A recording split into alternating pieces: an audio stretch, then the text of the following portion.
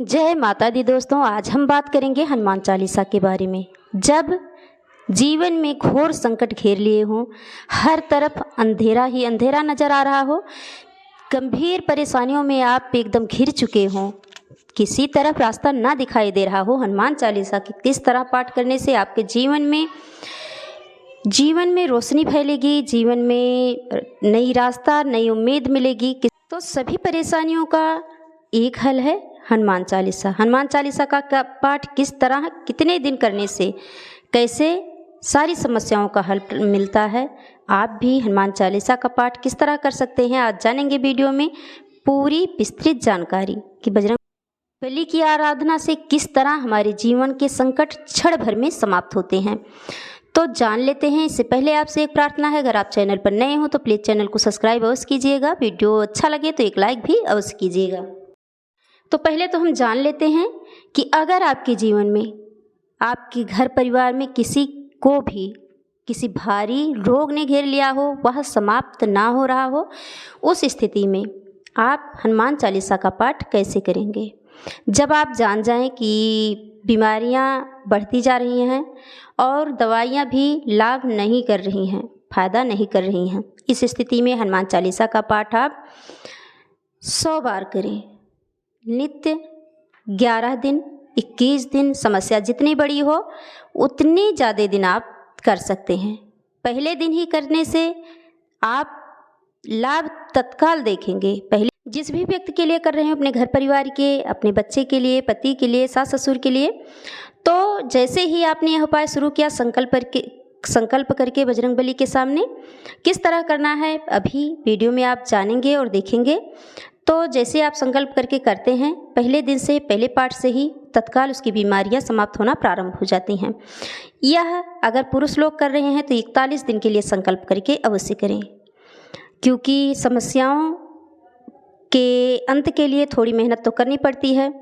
तो अगर भगवान के कृपा से थोड़ी सी मेहनत से, उनकी प्रार्थना से कोई बीमारी कोई समस्या समाप्त होती है तो यह उपाय अवश्य कर लेना चाहिए। तो बहुत ही चमत्कारिक उपाय हनुमान चालीसा का।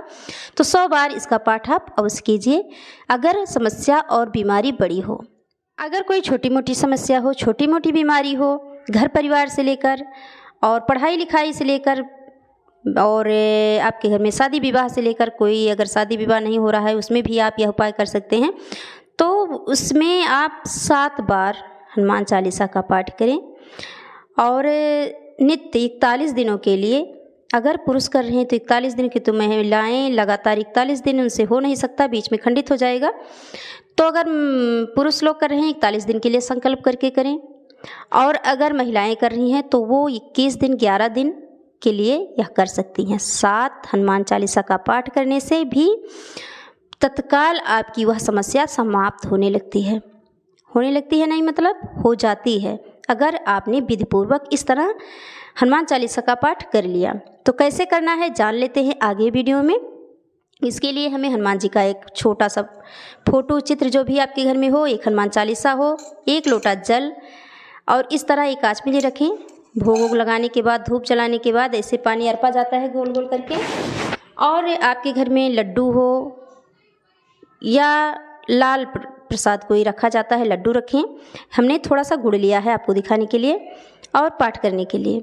इस तरह आप दीपक जला के रखें। आप दीपक जो है चमेली के तेल का जलाएं। अगर आप बीमारियों को समाप्त करने के लिए कर रहे हो तो चमेली के तेल का जलाएं। अगर आप किसी और समस्या के धन के लिए या विवाह के लिए कर रहे हो तो आप घी का भी जला सकते हैं। और बीमारियों के लिए आप सरसों का तेल का भी जला सकते हैं।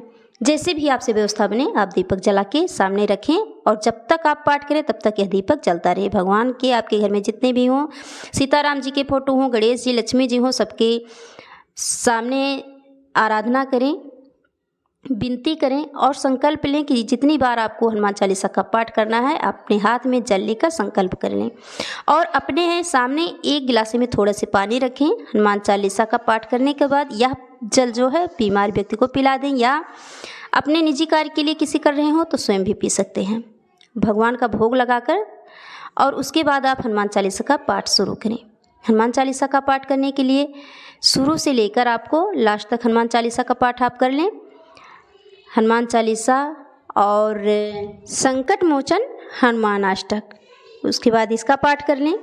इसका पूरी पाठ करने के बाद, इस तरह पढ़ने के बाद, उसके बाद आप बजरंग बाण का पाठ भी अवश्य करें। बजरंग बाण का पाठ गंभीर समस्याओं के लिए अवश्य किया जाता है। ये सब पाठ आप तब करेंगे जब आपका 7 बार या 100 बार हनुमान चालीसा का पाठ हो जाए।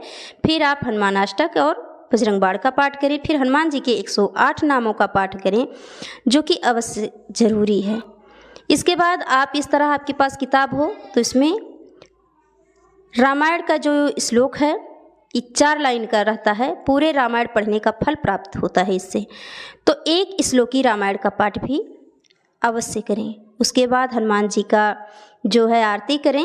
वह प्रसाद जिस व्यक्ति के लिए रहे हों उसको पहले प्रसाद खिलाकर, और वह जो जल आपने संकल्प के रूप में सामने रखा है वह जल उसे पिला दें, जो व्यक्ति बीमार हो। और अगर आप स्वयं के लिए कर रहे हो या किसी वैसी समस्याओं के लिए कर रहे हों तो यह प्रसाद आप स्वयं भी खा सकते हैं, अपने परिवार में सभी को बांट कर खिलाएं, और जल जो है संकल्प किया हुआ उसको स्वयं भी पी सकते हैं। उसके बाद में यह पाठ अब जब पूर्ण हो जाए तो हनुमान जी को लड्डू का भोग लगाकर और प्रसाद बांटना चाहिए। इस तरह अगर आपने उपाय कर लिया, बहुत ज़रूरी बात, अगर आप हनुमान चालीसा का पाठ करने हैं तो इसमें लाल वस्त्र पहने, लाल आसन पर बैठें, जो कि बहुत ही आवश्यक है। हनुमान जी को लाल फूल चढ़ाएं, लाल चंदन चढ़ाएं, और आप सिंदूर, अगर पुरुष कर रहे हैं तो सिंदूर भी लगा सकते हैं, अगर महिलाएं कर रही हैं तो बस लाल चंदन और पीले चंदन से ही काम चला सकती हैं। अगर आपने मन से यह हनुमान चालीसा का पाठ कर लिया तो गारंटी के साथ मैं कह रही हूँ कि कोई भी बड़ी से बड़ी बीमारी होगी तत्काल समाप्त हो जाएगी। चाहे वह अस्पताल में ही हो, वह व्यक्ति अस्पताल से तत्काल, जब भी आप हनुमान चालीसा शुरू करेंगे संकल्प करके, तभी वह अस्पताल से चला आएगा घर, सारी दवाइयाँ लगने लगेंगी।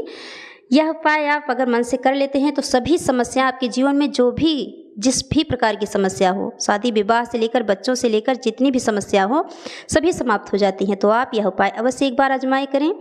हनुमान जी सबकी मनोकामनाएं पूर्ण करें। तो फिर मिलेंगे ऐसी ही अच्छी और सच्ची जानकारियों के साथ अगले वीडियो में। तब तक के लिए जय श्री राम, जय हनुमान।